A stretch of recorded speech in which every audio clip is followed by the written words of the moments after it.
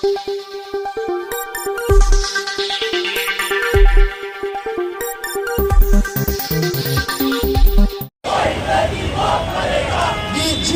तेरा नाम Islamophobia, BJP तेरा नाम boycott CAA, boycott CAA, BJP मुर्दाबाद, बीजेपी मुर्दाबाद, मुर्दाबाद, इनकलाबो इनकलाबो इनकलाबो जिंदाबाद, इनकलाबो इनकलाबो इनकलाबो जिंदाबाद,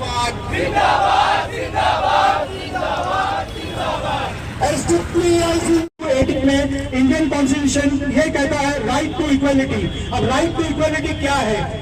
राइट टू इक्वलिटी ये है कि यार सब बराबर के हकदार हैं, किसी को भी उसकी मजहब गोरा काला अमीर गरीब देख के नहीं दी जाएगी।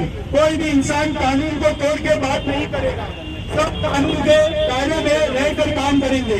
ये आर्टिकल 14 में है, कोई भी कानून को तोड़ के बात नहीं करेगा। लेकिन आज मोदी गवर्नमेंट ये कानून को तोड़ के कॉन्स्टिट्यूशन के खिलाफ जाके नए कानून को ला रही है, आम आदमी के लिए नए कानून को ला रही है, जो बहुत ही गलत है, क्योंकि आर्टिकल 14 का उल्लंघन कर रहे हैं ये लोग।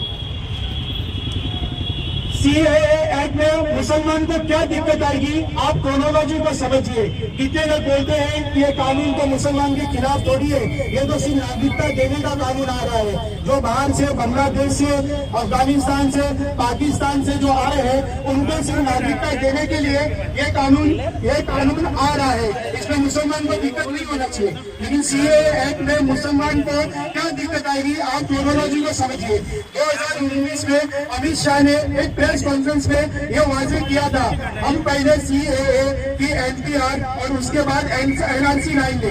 जो 2025 में सेंसस चलने वाला है NPR का, उसमें कन्वर्ट किया जाएगा।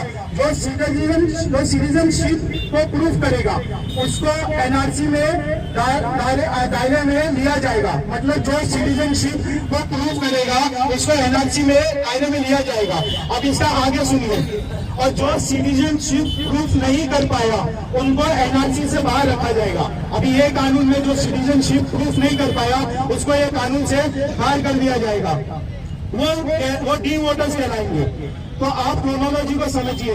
जो लोग सिटीजनशिप से बाहर हो जाएंगे उनको CAA एक्ट के जरिए सिटीजनशिप से कानून दी जाएगी, सिटीजनशिप दी जाएगी।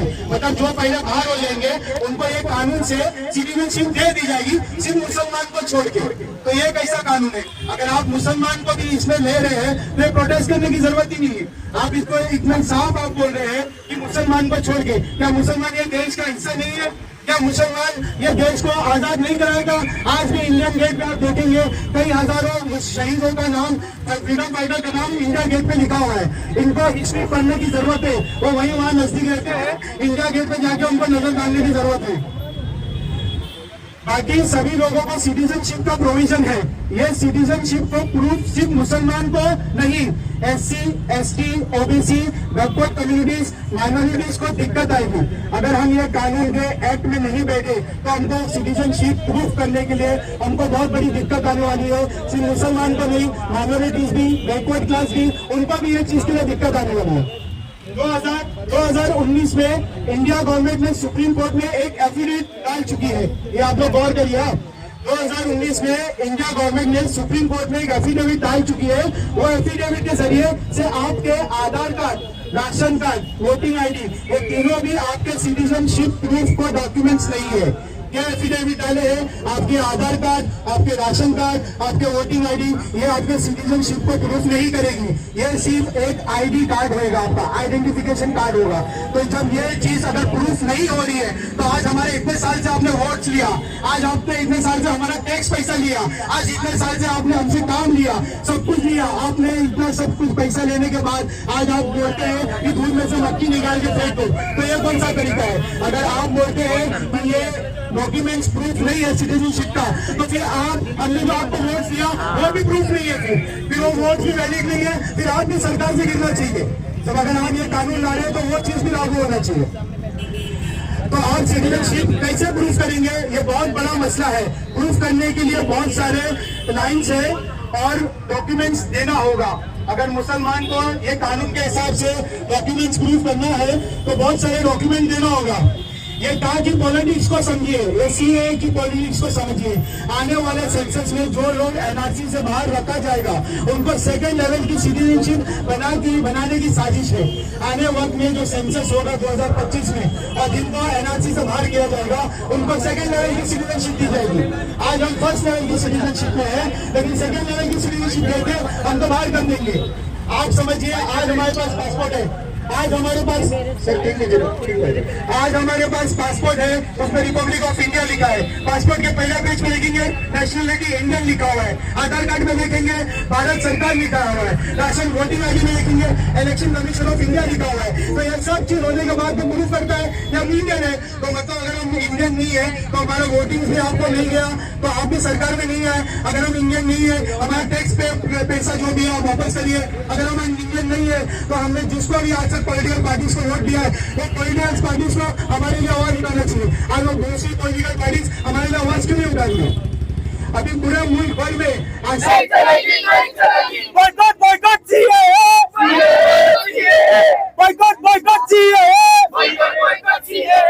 काला कानून वापस लो,